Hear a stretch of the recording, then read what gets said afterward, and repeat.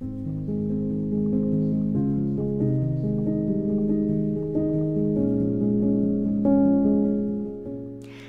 hello, je vous retrouve dans cette nouvelle vidéo qui sera un week-end à 1000, un petit vlog tout doux dans lequel je viens vous parler lecture. Je vais également vous parler exceptionnellement de musique et d'un projet qui me tient à cœur.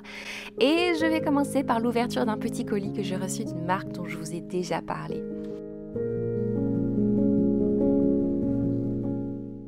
Vous m'avez certainement déjà entendu parler du site français Ouillard qui propose des bijoux plutôt fins et raffinés. C'est un site qui m'a déjà plusieurs fois proposé des bijoux que je vous ai déjà montrés, mais j'ai également plusieurs fois commandé chez eux.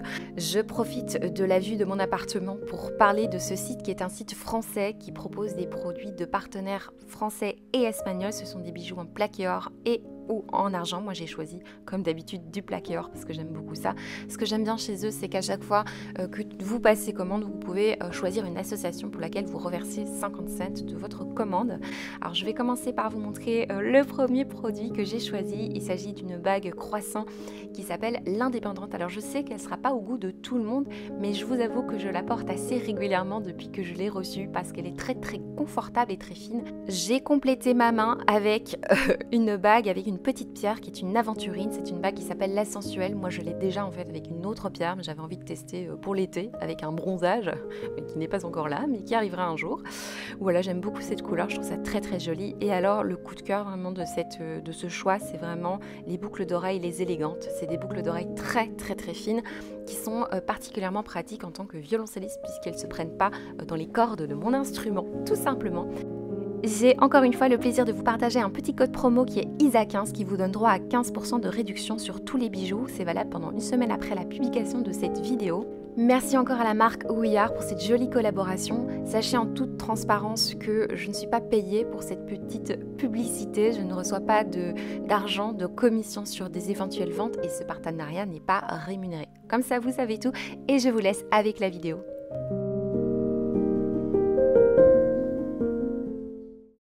Hello tout le monde, je vous retrouve aujourd'hui dans une nouvelle vidéo qui sera un nouveau vlog. J'ai décidé de vous embarquer avec moi pour un nouveau week-end à 1000. Ça fait longtemps que j'ai plus fait ce type de vidéo, tout simplement parce qu'en toute honnêteté, en général, j'ai pas de week-end. Donc le samedi, je travaille et donc j'ai pas forcément la chance d'avoir 2 jours pour profiter vraiment de ce type de challenge. Mais cette semaine, le vendredi, je n'ai pas de répétition, je ne travaille pas, en tout cas je ne dois pas partir, donc a priori je vais remplacer le samedi par le vendredi. Ça change absolument rien à votre vie, mais comme ça vous savez pourquoi je fais plus trop de week-end à 1000 parce que c'est un petit peu compliqué dans mon planning. Donc là nous sommes en fait déjà vendredi, donc je vous filme, on a déjà commencé ce fameux week-end à 1000.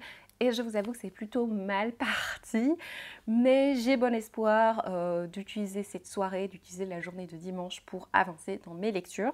Ce que je vais faire, c'est que je vais commencer par vous parler d'une petite réception que j'ai reçue cette semaine. Ensuite, je vais vous parler d'une lecture que j'ai effectuée dernièrement. Je dois absolument vous en parler parce que c'est une déception. Et puis, je vais vous parler de ma lecture en cours pour ce week-end à 1000, justement. Alors, première réception, j'ai reçu de la part des éditions Hachette la fameuse box Disney que vous avez certainement déjà vue sur d'autres chaînes, sur d'autres comptes Instagram. A priori, vous aurez déjà vu un unboxing sur Instagram. Je vous montre en fait les magnifiques beautés que j'avais dans la box. Je ne m'attendais pas à ce que ce soit des livres aussi fins et ça m'arrange bien parce que j'ai pas tellement de place dans ma bibliothèque. J'ai reçu ce magnifique livre La Petite Sirène, les chefs-d'œuvre illustrés. Alors, ce livre est une édition intégrale avec des peintures et des esquisses et des créations originales des artistes du film d'animation de 1989. J'ai vraiment hâte de découvrir parce que ça fait partie des Disney déjà que je connais, plus ou moins, et en plus que j'aime bien. J'ai pas forcément, moi, grandi avec les Disney, mes parents m'ont pas forcément montré ces films. Voilà, je suis passée un petit peu à côté de toute cette hype et toute cette jeunesse. Alors je sais que certains me diront, mais meuf, tu n'as pas eu de jeunesse. Si, j'en ai eu une, mais pas avec les Disney. On était plutôt team lire que regarder la télévision. On lisait plutôt Béatrix Potter et ce genre de choses. Mais voilà, j'ai quand même vu quelques Disney. J'en ai vu peut-être 4 dans ma vie et La Petite Sirène en fait partie. Et alors avec ce livre, j'ai reçu cette illustration que je trouve vraiment très jolie qui ira dans ma bibliothèque de fantasy. ce sera parfait. Et j'ai reçu aussi le livre concernant Blanche-Neige qui est superbe également. Et si on nous parle de ce chef-d'œuvre de Disney qui est sorti dans les années 1937, je me demande si à un moment je ne me ferais pas un petit challenge où je lis le conte initial et j'en fais un parallèle peut-être avec ce texte-là. Je ne sais pas encore ce que je ferai, mais ça me tente bien en fait de voir un petit peu l'évolution de ce conte au fur et à mesure des années, au fur et à mesure des réécritures. Et alors l'illustration que j'ai reçue avec ce livre-là, je vous avoue que je flash puisqu'il s'agit d'une petite maison dans les bois. C'est une illustration qui convient parfaitement à mon intérieur. C'est vraiment parfait. Donc je suis très très contente et je me demande si je me ferais pas un petit challenge. Pareil pour la petite sirène, j'ai encore une réécriture de ce conte qui m'attend que je n'ai toujours pas lu. Je me dis que ça peut être l'occasion de mêler les deux. Ensuite je viens vous parler d'une sortie librairie que j'ai faite. J'avais très envie d'un roman de fantasy puisque je suis dans mon challenge du mois de la fantasy qui se passe merveilleusement. Comment vous dire que j'ai eu deux coups de cœur, enfin un gros coup de cœur et une très bonne lecture. J'ai hâte de vous en parler dans un bilan du mois de mai parce que vraiment c'était trop chouette. Mais du coup, après avoir lu une telle pépite, eh bien j'ai eu un peu du mal à trouver une nouvelle lecture. C'est toujours compliqué quand tu as un gros coup de cœur de trouver un autre livre. Et donc je voulais toujours rester dans le monde de la fantasy pour ce fameux mois de la fantasy et j'avais envie d'un univers qui parle de thé. Et je suis tombée sur une vidéo du Manoir de l'Imaginaire qui parlait de 4 romans de littérature chinoise et elle parlait notamment de ce livre. Je me souviens, j'aurais dû tiquer là-dessus, mais je me souviens qu'elle le présentait en disant qu'elle n'avait pas forcément plus apprécié que ça, mais elle le présentait quand même dans sa vidéo. J'aurais dû tiquer. J'aurais dû prendre note de cette information. J'ai acheté une magie teintée de poison de Judy Ely. J'étais hyper contente de cet achat parce que c'est vrai que j'essaie de faire attention, de fort budgétiser mes achats ces temps-ci. Et donc, quand j'achète un livre, j'essaie de vraiment plus faire attention. Et donc celui-là, j'étais hyper heureuse. Je voulais absolument parce qu'il parlait de thé. Et il faut savoir que moi, tout ce qui concerne le thé, c'est vraiment ma passion. Dès qu'il y a un livre qui va parler de thé, c'est vraiment, ça m'a donné envie de le lire. Et même si c'est une romance, c'est pas grave, je veux lire ce livre. Et donc j'ai acheté une magie teintée de poison de Judy Ely. Et je me suis plongée dedans complètement à l'aveugle. J'étais hyper enthousiaste et j'ai commencé ma lecture. Je me suis dit, oh là là, par rapport au dernier roman de fantasy que j'ai lu, le style est quand même beaucoup plus simple, et même simple c'est pas grave hein, au final, mais il y a quelque chose d'assez maladroit dans l'écriture, d'assez immature. Je trouvais qu'il y avait des formulations assez maladroites, parfois je devais relire des phrases, non pas parce qu'elles étaient trop complexes, hein, mais parce que j'étais pas sûre d'avoir bien compris le sens de la phrase à cause de ces maladresses. Et en plus je trouvais l'héroïne assez immature, mais je me suis dit bon bah c'est de la jeunesse, hein, au pire ça arrive des personnages immatures dans la vie, t'as aussi des gens immatures, hein, je veux dire je suis pas un exemple de maturité, donc on va passer là-dessus. Et en fait au fur et à mesure de ma lecture, je tombais en déconvenue. En fait, je suis arrivée à la page 150 et je me suis posé la question, est-ce que je vais continuer ou pas? Je suis une lectrice quand même qui lit assez lentement. Enfin, je ne sais pas s'il y a des critères de vitesse au final, si tu as une vitesse de base de la plupart des gens, mais je pense que je lis assez lentement parce que justement, je suis quelqu'un qui est facilement déconcentré et en plus, j'ai besoin parfois de relire plusieurs fois la même phrase pour être sûre d'avoir bien compris. Donc, effectivement, j'ai une lecture assez, un type de lecture assez spécifique et je crois effectivement que un livre va me prendre plus de temps que quelqu'un d'autre. Et donc je me suis dit à la page 150, en fait tout ce temps je n'ai pas envie de le perdre à lire ce livre, mais en même temps j'avais mal parce que vraiment ce livre je l'ai acheté il y a genre 3 jours, 20 €. Vraiment j'avais ce dilemme de lecture et c'est marrant parce que je peux avoir acheté des livres 20 € mais les avoir achetés il y a 2 ans ça me dérange moins de les abandonner que le livre que j'ai acheté mon salaire du mois quoi, vous voyez ce que je veux dire?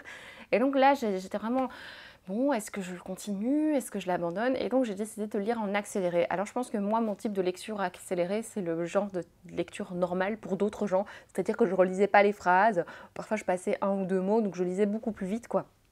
Et effectivement, moi je lis pas comme ça d'habitude, donc forcément c'est pas la même qualité de lecture et donc j'ai lu beaucoup plus vite cette fin, je l'ai lu en une soirée, genre en 2 heures la fin de l'histoire et effectivement c'était une énorme déception. On est vraiment, je trouve déjà avec un personnage qui manque de cohérence en fait dans ses choix. Déjà on a, première chose, notre héroïne, j'ai même pas fait le résumé mais j'ai la flemme, on a notre héroïne qui veut sauver sa sœur. Elle veut sauver sa sœur qui a été empoisonnée et donc pour ça elle veut aller demander une faveur à la princesse. Et justement la princesse organise un concours pour désigner un maître du thé. Et donc elle veut faire ce concours pour être maître du thé et recevoir la faveur de la princesse qui va peut-être lui trouver un médecin pour sauver sa sœur. Donc on est sur quelque chose d'urgent en fait, de sauver sa sœur qui va mal, mais en même temps elle se dit je vais faire un concours qui dure des jours, je dois faire le tour du monde pour aller trouver. Vous voyez, déjà il y a quelque chose d'assez incohérent je trouve dans le truc de base, c'est qu'elle doit faire presque le tour du monde pour aller rejoindre cette compétition, et puis faire cette compétition, et puis encore la gagner, et puis demander une faveur à la princesse. Vous voyez, je me dis waouh, de ce temps-là la sœur elle a le temps de mourir 5 fois quoi, mais bon. Bref, passons cette incohérence. Et en fait, déjà, de base, elle arrive sur place et elle se fait remarquer. Bon, voilà, elle fait des choix parfois un peu stupides, mais ça passe, c'est pas grave. Mais du coup, il y a vraiment quelque chose de très incohérent dans les actions. C'est que... on est dans une situation d'urgence. Vraiment, elle veut sauver sa sœur qui est sur le point de mourir. La première épreuve de la compétition consiste à préparer un repas avec un thé adapté. Et donc, ils ont 2 heures. Chaque participant a 2 heures pour faire le marché du village, enfin de la ville, et trouver les ingrédients du thé. Et donc, n'a que 2 heures et reçoit de l'argent. Et notre jeune fille, donc dans une ville qu'elle ne connaît pas, elle doit absolument dans l'urgence, elle doit réussir cette première épreuve pour sauver la vie de sa sœur. Et donc elle arrive dans la ville, déjà elle se perd, bon ça j'y crois parce que ça m'arrive aussi, mais une des premières choses qu'elle va faire c'est aider un petit mendiant et lui donner de l'argent. Et donc, tu penses bien qu'il y a déjà une partie de cet argent qu'elle a reçu qui est très important pour elle, qu'elle va déjà donner au petit mendiant. Ensuite, elle va, tout d'un coup, rencontrer un beau jeune homme qui va lui, peut-être, effectivement, l'aider à acheter telle chose, mais elle va perdre beaucoup de temps, surtout, à parler avec lui. À un moment, ils vont s'attabler pour boire du thé, enfin... Meuf, t'as pas une urgence, t'as pas genre ta sœur, toi tu papillonnes, tu rougis, machin, et ta sœur est en train de mourir. Je ne comprends pas. C'est incohérent. Et ces incohérences continuent tout au long de la lecture, dans les choix de l'héroïne, dans des retournements de situation qui n'ont pas de sens, en fait, qui n'ont aucun sens en fait. À un moment, elle se retrouve dans une situation où elle se fait passer pour une servante. Mais pourquoi? Ça n'a aucun sens. Ça m'a énervé énormément, et de plus la maladresse d'écriture, de plus la relation bancale avec ce garçon qu'elle a vu il y a 5 minutes. De plus elle a des liens avec une jeune fille, un personnage secondaire qui n'est absolument pas approfondi. D'ailleurs tous les personnages secondaires sont des personnages très secondaires qu'on n'approfondit pas. Pour moi dans la fantasy, les personnages secondaires sont aussi importants que les primaires. Enfin je veux dire, c'est important de développer la psychologie des personnages, c'est important vraiment. Qui est au moins un autre personnage que tu développes que le personnage principal. Si tu développes pas le personnage principal déjà, on va pas s'en sortir, quoi. Alors on a avec des révélations, des trahisons, des retournements de situation qu'on peut voir dans d'autres romans de fantasy. Limite ça c'est pas très grave parce que effectivement je trouve que dans la fantasy young adulte il y a beaucoup de choses qui se ressemblent. Il y a quand même des schémas récurrents qui reviennent dans ce type de littérature. Limite c'est pas très grave. Elle a fait comme pas mal d'auteurs de fantasy, mais le problème c'est que tout le reste n'allait pas et donc forcément on ne croyait en rien de ce que je lisais. Et vous allez me dire mais meuf tu lis de la fantasy, comment tu peux y croire? Eh bien je peux vous dire que vraiment la lecture de Plein Ciel qui est ma dernière lecture, on a beau être sur un opéra avec des personnages qui manipulent leurs cheveux, qui ont plein de pouvoirs bizarres, ben, je peux vous dire que j'y étais et que j'y croyais. Donc, ça n'a rien à voir avec le fait que ce soit magique ou pas. On y croit parce que l'auteur ou l'autrice nous tient par la main, nous explique bien son univers ici. Je n'ai rien compris à la magie de cet univers, je n'ai rien compris à ce que nous proposait l'autrice, je n'ai pas compris pourquoi elle avait tel pouvoir. C'était pas clair pour moi, c'était pas limpide. Donc voilà, je cherche un autre livre qui va parler de thé mais qui va me plaire. Donc, ça, c'est pas encore dans mon week-end à 1000, mais en fait, je voulais commencer le week-end à 1000 avec ça, je voulais lire ce livre, et je me suis dit, mais meuf, tu vas le lire plus vite, et tu feras le week-end à 1000 avec autre chose. Du coup, j'ai commencé mon week-end à 1000 et avec L'Engrangement. Si vous venez d'arriver sur la chaîne, je lis pas que de la fantasy young adulte, c'est juste en ce moment, j'en lis pas mal, parce que c'est le mois de la fantasy, et je suis vraiment bien là-dedans, donc voilà pourquoi. Mais je vous avoue que là, j'ai une petite envie de thriller qui me titille. En tout cas, j'ai commencé L'Engrangement de Neil Pfeffer, dans cette très jolie édition. C'est également un aussitôt acheté, aussitôt lu, et je suis à la page 25 et je dois vous dire que je m'y plais beaucoup plus. Donc là on est au week-end à 1000, il est genre 16h30 et j'ai lu 25 pages, donc on est mal barre pour le réussir. Mais comme je vous ai déjà dit, quand je fais des challenges, le but c'est de prendre mon pied, de me faire plaisir. Et là, je vous avoue que j'avais du travail en fait pour finir ce matin.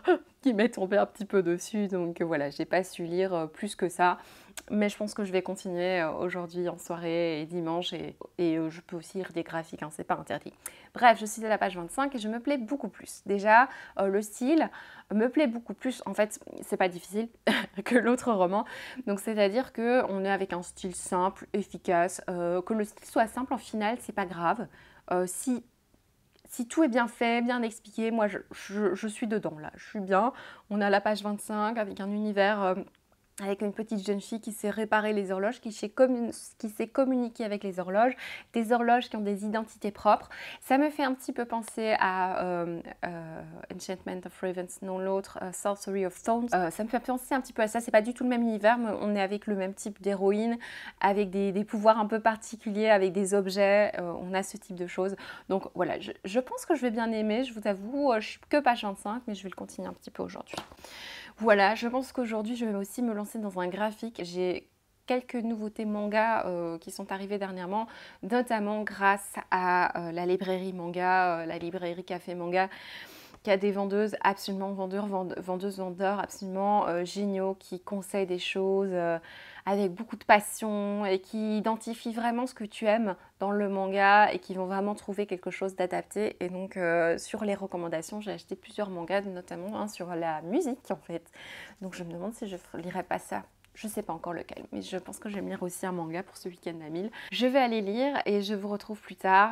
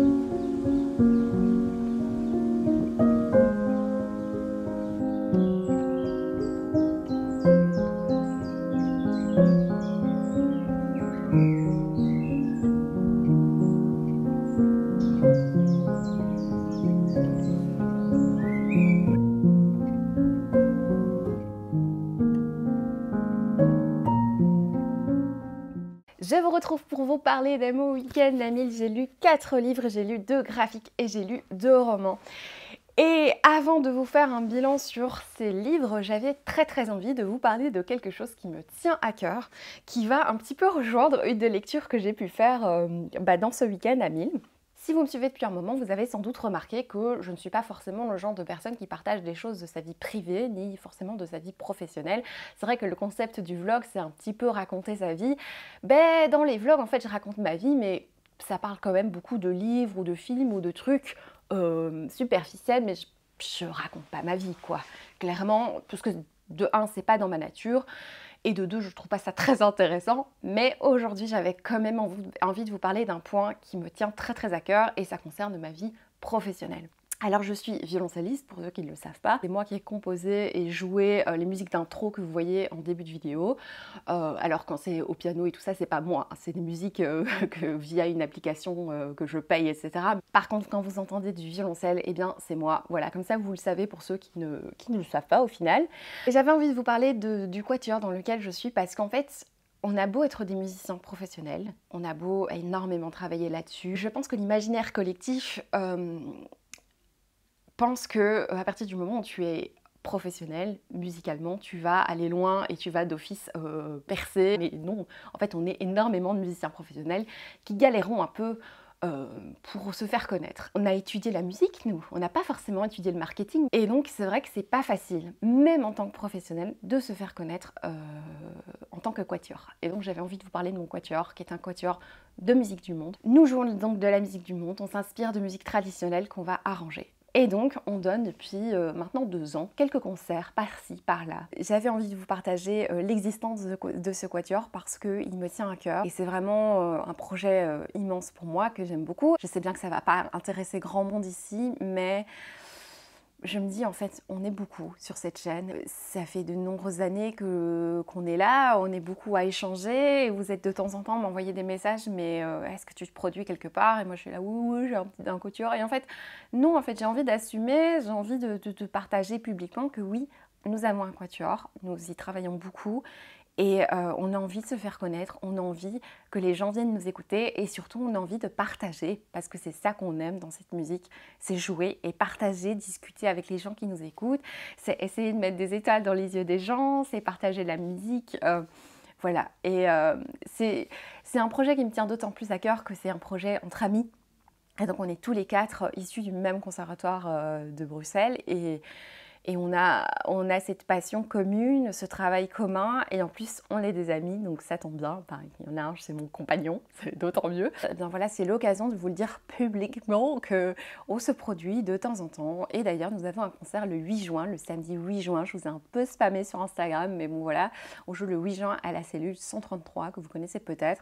Et donc, si vous êtes de passage à Bruxelles, n'hésitez pas à venir nous voir. Ce que je vais faire, c'est partager quelques extraits.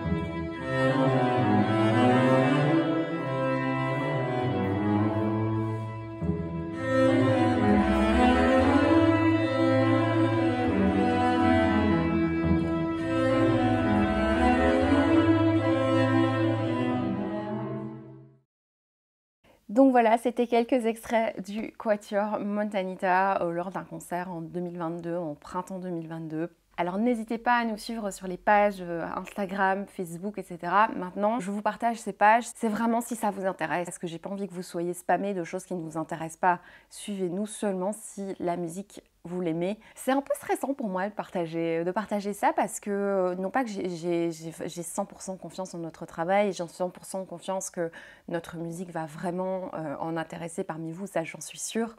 Mais comme c'est un projet qui est aussi un peu personnel, je me dis mais meuf, qu'est-ce que tu fais? Tu parles de livres et là tu vas faire ta promo, tout ça. Mais en fait, je suis honnête avec vous, on travaille pas dans le marketing, on n'a pas cette formation pour se faire connaître et tout ça, et c'est pas facile je trouve de tout le temps se vendre. Alors autant pour parler livres, c'est pas du tout la même chose en fait, ici c'est vraiment vendre notre groupe et je trouve pas ça très facile, et donc je me suis dit en fait on est 10 000 sur cette chaîne et je suis sûre que ça intéresserait certains d'entre vous, et si ce petit partage aura intéressé 2 personnes d'entre vous, eh bien merci vraiment, et merci de m'avoir écouté. Donc là maintenant je vais parler lecture. Bon, bah du coup je vais commencer. J'ai pas encore fait le décompte des pages, donc je vais le faire en mode suspense. Donc je sais même pas si j'ai réussi mon week-end d'amis. J'ai un peu triché, j'ai un peu rallongé, donc bon, c'est un peu la honte, mais c'est pas grave. Je vais commencer par ce qui concerne justement ce dont je viens de vous parler. J'ai lu un manga, Nodame Cantabile. Alors, je sais pas encore dire si ça aurait été une excellente lecture. Je suis un petit peu mi-figue, mi-raisin, je ne sais pas encore dire parce que je viens de la terminer, donc j'ai encore cet esprit très très frais sur cette lecture. Donc c'est un livre de Tomoko Ninomiya qui va parler, on est dans un conservatoire de musique, un conservatoire royal, je ne sais pas si on appelle ça comme ça, mais bref, comme celui de Bruxelles, mais je ne sais même plus puisqu'on est à Momogaoka. Université de musique, pardon, on utilise les mots, c'est la même chose. Hein. Et donc, on va suivre notamment un personnage masculin qui est pianiste. Et lui, son rêve, c'est de devenir chef d'orchestre, sauf que c'est pas si facile que ça pour lui. Et il va rencontrer une jeune fille qui est sa voisine, une jeune fille qui fait du piano, mais alors lui, autant il est dans la rigueur, dans le respect de la partition et tout ça, autant cette jeune fille, elle fait n'importe quoi, elle fait plein de fautes, mais en même temps, il y a quelque chose de très émouvant chez elle. Et donc, il va être attiré par la musique de cette jeune fille et vont apprendre à se connaître. On a d'autres personnages secondaires qui vont être vraiment très très chouettes. Alors, je vous en dis pas plus en fait au final parce qu'il n'y a pas non plus une trame de dingue. Hein. On est vraiment avec des personnages assez drôles. C'est loufoque, c'est drôle, il y a beaucoup d'humour dans cette lecture et c'est ça qui va faire, je trouve, tout le côté plaisant de cette lecture. C'était assez confortable pour moi comme lecture parce que forcément tous les mots utilisés, je les connais, c'est des mots que j'utilise dans ma vie de tous les jours en fait. Moi j'avais peur en commençant cette lecture parce que je me suis dit comment est-ce qu'on va aborder le thème de la musique? Est-ce que ce sera plein de clichés? Est-ce que ce sera plein d'erreurs? Et oui, il y a des clichés, il y a des choses qui sont vraies, c'est vrai, il y a des clichés vrais en fait, hein, le musicien un but de lui-même, machin, bah oui, il y en a comme ça, hein, donc il y a des caractères très exacerbés de type de musiciens que j'ai déjà rencontrés, et puis il y en a, c'est vraiment très cliché, et il y a parfois des petites erreurs par-ci par-là, des choses non, qui ne sont pas crédibles, mais globalement, ça se tient. Tous les caractères sont extrêmement archétypaux, mais ça va, ça se tient parce que c'est drôle. Il y a beaucoup d'humour et je pense que tous les musiciens qui liront ce livre seront agacés par les petites choses par-ci par-là, des choses un peu trop grosses. Mais comme c'est sous le ton de l'humour, c'est pas très grave parce que tu peux voir ça un petit peu comme une caricature. Voilà. Donc je disais une lecture en demi-teinte parce que en fait, non, c'est plutôt une chouette lecture, maintenant que j'y réfléchis, parce que je l'ai lu il y a genre une demi-heure, donc j'ai le temps de changer 5 fois d'avis. Non, on est quand même plutôt sur une chouette lecture assez pétillante. Je pense que je lirai la suite. Alors, je vais ensuite vous parler de ma lecture de Deux délicieux enfants de Flore Vesco que j'ai adoré. J'ai vraiment passé un très très bon moment, ça se lit très vite. Alors, vous le savez si vous me suivez depuis un moment, moi j'ai adoré D'or et d'oreiller de Flore Vesco. Je me rends compte maintenant quand je regarde sur Librairie que je lui ai mis 16 sur 20, mais vu le nombre de fois où je vous en ai reparlé, je pense que je devrais remonter un petit peu ma note parce que c'est un livre qui m'est resté très fort en tête depuis que je l'ai lu. Et oui, en fait, et celui-ci, de Délicieux enfants. Alors mon avis n'est pas le même parce que forcément on est sur une ambiance complètement différente et c'est un livre pour lequel il faut en savoir le moins possible, je trouve, parce qu'il y a beaucoup de petites surprises que va nous dévoiler l'autrice. Donc ici on est sur une réécriture du Petit Poucet, mais pas que. Donc il y a des petites références, il y a des réutilisations de choses un petit peu du folklore européen plutôt. Je ne sais plus exactement de quel pays, mais il y a des utilisations d'artefacts magiques du folklore, je ne sais plus trop de quelle histoire, mais qu'on retrouve dans l'histoire et qui ne sont pas dans le Petit Poucet. Je ne sais pas dire grand chose, tout ce que je peux vous dire c'est qu'on suit une famille, 2 parents et 7 enfants. Donc on a 6 enfants, 6 jumeaux et un plus petit enfant. On va suivre le destin de ces enfants qui en fait petit à petit sombrent dans une grande famine. Ils ont de plus en plus faim et la mère peine de jour en jour à leur trouver de quoi manger, à leur faire de quoi manger avec ce qui leur reste et donc j'en dis pas plus parce que franchement je n'en savais pas grand chose à part que c'était une réécriture du Petit Poucet. C'est une très très chouette réécriture parce que je trouve que Flore Vesco nous a fait beaucoup de surprises, de petites révélations qui n'en sont pas vraiment. Tout d'un coup, elle nous ouvre les yeux sur certains sujets. Alors on a beaucoup d'amour entre ces personnages, entre ces enfants qui s'aiment, ces parents, ces enfants. C'est vraiment une famille aimante que j'ai adoré suivre. Et en même temps, on a quelque chose de très sombre parce qu'on sent qu'il va y avoir quelque chose de noir qui va arriver dans leur destin. Il va y avoir quelque chose forcément, puisqu'ils ont faim. On voit aussi le côté, oui, ils ont faim, donc forcément, ils n'arrivent plus trop à réfléchir. C'est très très bien retransmis, même dans l'écriture, je trouve qu'à partir du moment plus ils ont faim, plus ils n'arrivent pas à bien s'exprimer et ça se voit aussi dans l'écriture. Flore Vesco, elle a une écriture incroyable, je trouve qu'elle est parfaite pour écrire les contes, les réécritures de contes, elle utilise un vocabulaire toujours aussi savoureux. Alors je pense que j'avais préféré encore sa plume dans D'or et d'oreiller. Dans le D'or et d'oreiller, ça chantait beaucoup plus, il y avait beaucoup de petits jeux de mots. Disons que sa plume s'accordait plus à l'aspect très sombre de ce récit que j'ai fort apprécié. Parce que elle va suivre certains schémas et puis whoop, elle va nous passer à autre chose. Et alors dans un livre très court, elle va aborder beaucoup de sujets. On va parler notamment en fait de l'adolescence, beaucoup. On va parler des règles, on va parler de plein de choses en fait en rapport avec l'adolescence justement. Et il y a tellement de thématiques. Tout était intelligent dans ce livre, je trouve. Et encore une fois, j'ai adoré. Et en fait, moi, je n'ai qu'une envie, c'est lire sa réécriture du jour de flûte d'Amelin. Donc Florence, si tu passes par là, je ne sais pas si tu passeras par là, mais si tu passes par là, petit clin d'œil, parce que je l'ai lu maintenant. D'or et d'oreiller. Tu peux arrêter de harceler mon compagnon pour que je le lise. Voilà, c'était une petite private joke. Et avant de passer à l'autre roman que j'ai lu pour ce week-end ami, je vais passer à un graphique que j'ai pas du tout aimé. Voilà, j'ai lu Untouchable Lady, qui est un webtoon, il me semble. Donc c'est un livre très joli, hein, vraiment visuellement, on est sur quelque chose de très joli. On va suivre une jeune fille, Hillis, qui se réveille, en fait, elle revit, c'est la 8e fois qu'elle revit la même vie. Elle a toujours été maltraitée, elle a toujours été rejetée, et elle décide pour cette 8e fois, en fait, de se venger, de prendre sa revanche sur tous les gens qui l'ont maltraitée. Alors, le pitch est sympa, vraiment.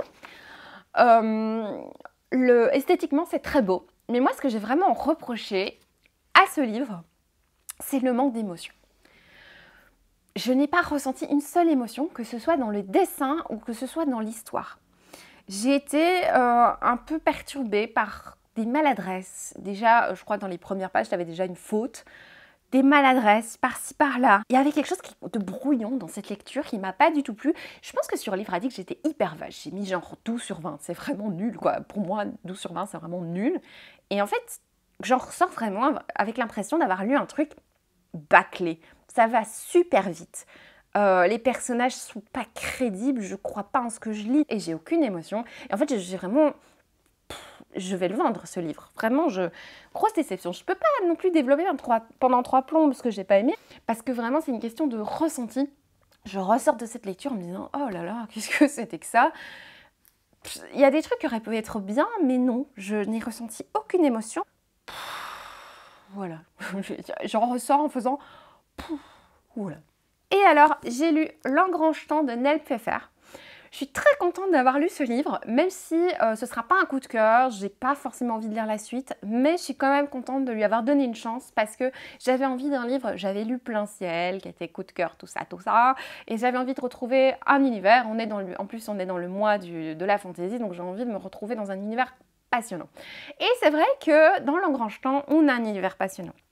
On va suivre l'histoire d'une petite jeune fille, Sophie, qui a un pouvoir qui concerne les horloges. Donc, elle peut leur parler. Les horloges ont une âme et donc, selon chaque horloge, elles ont chacune une identité propre. Et donc, elle va communiquer avec elle. Et donc, elle est envoyée au château du roi pour régler les horloges de la royauté. Et donc, ces horloges ont des oreilles, elles entendent tout ce qui se passe. Et donc, dans le palais, ces horloges sont un peu des espionnes. Et on est vraiment sur une situation initiale très, très chouette. On a notre héroïne qui a perdu son père, donc il y a cette grosse tristesse, il y a quelques mois elle a perdu son père, elle est fort isolée et il va y avoir un retournement de situation vers le début du livre qui va la faire voyager dans le temps. Je ne vous en dis pas plus parce que c'est vrai que moi j'en savais pas grand chose. J'ai trouvé vraiment l'univers super chouette, c'était vraiment hyper intéressant, surtout je trouve l'utilisation des horloges qui ont beaucoup d'humour, j'ai beaucoup apprécié tout cet univers de l'horloge, c'était vraiment super chouette. J'ai bien aimé l'histoire, c'est une chouette histoire vraiment qui se lit très très bien. Maintenant, il y a beaucoup de retournements de situation, de révélations que j'ai vu venir de très très loin. J'étais un peu frustrée parce que, oui, il y a des choses que tu vois venir très facilement, mais c'est pas encore trop grave. La chose que je vais vraiment reprocher à ce livre, c'est que j'aurais vraiment voulu que l'autrice prenne plus de temps.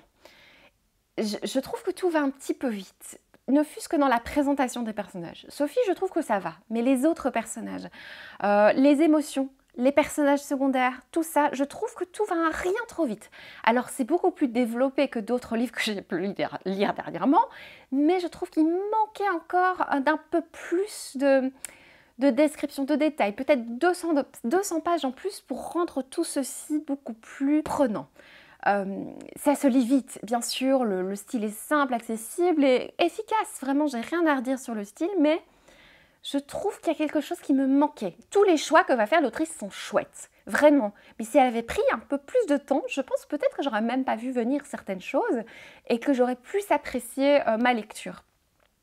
Ne fût-ce que son rapport à son père, justement, sa tristesse par rapport à son père. Il y a un événement qui se passe dans le livre qui m'a rendue très sensible, mais je pense que j'aurais pu être bouleversée par un certain passage, notamment, si elle l'avait un peu plus décrit, qu'elle avait un peu plus décrit les sensations du personnage principal et de l'autre personnage en question. Je trouve qu'il y a certains moments où elle aurait pu prendre beaucoup plus de temps. Aussi, la description des personnages, les jumeaux. Il y a des jumeaux dans l'histoire. Peut-être un petit peu plus les étoffer.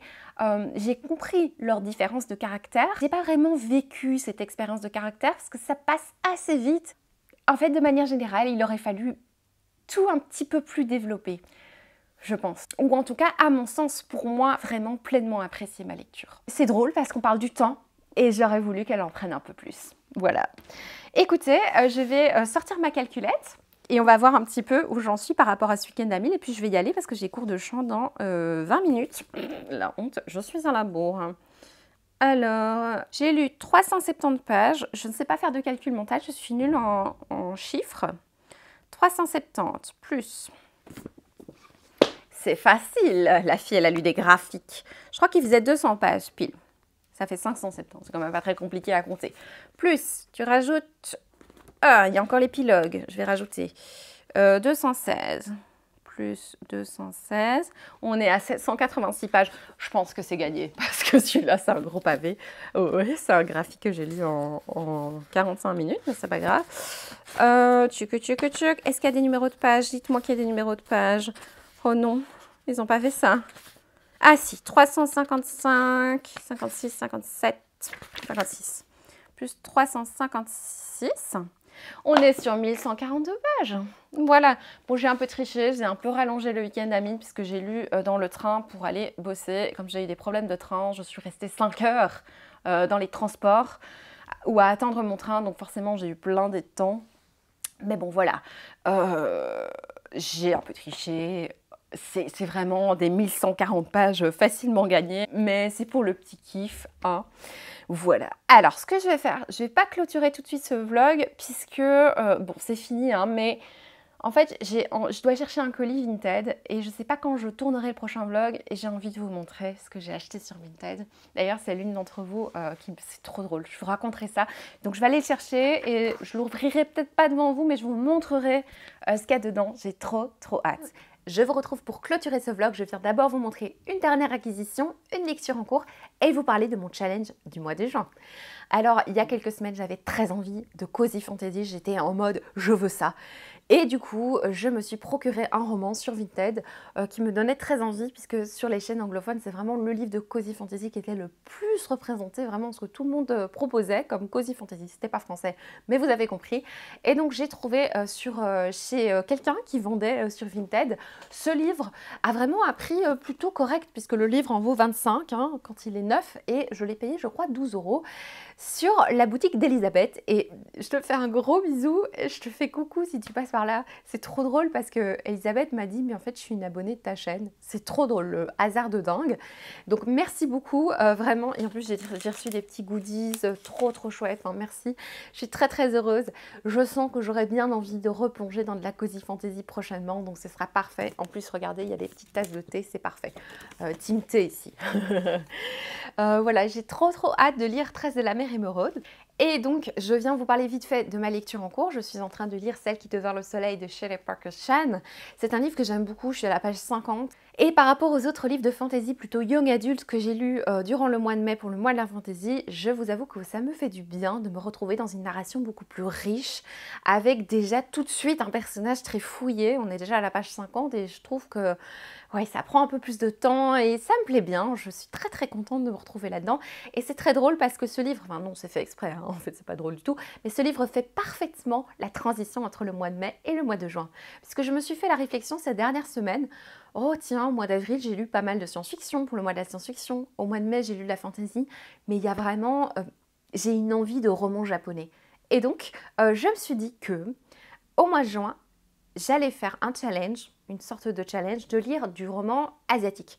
Donc ici, on commence avec un livre qui se passe en Chine et je vais continuer avec pas mal de livres d'auteurs japonaises globalement, parce que c'est ce que j'ai dans ma pile à lire. Il y a aussi de la littérature chinoise, la littérature coréenne, mais globalement, c'est surtout de la littérature japonaise que j'ai envie de lire et ça peut brosser pas mal de gens différents, donc ça permet de me diversifier. Donc je vous avoue que j'ai très envie de faire ce challenge. Je vais pas lire peut-être pas que ça, mais j'ai très envie. Donc voilà, j'ai fait une petite pile à lire sur TikTok. N'hésitez pas à aller voir, si elle n'est pas encore sortie, elle sortira. Voilà, c'est tout pour cette vidéo. J'espère qu'elle vous aura plu. Gros bisous!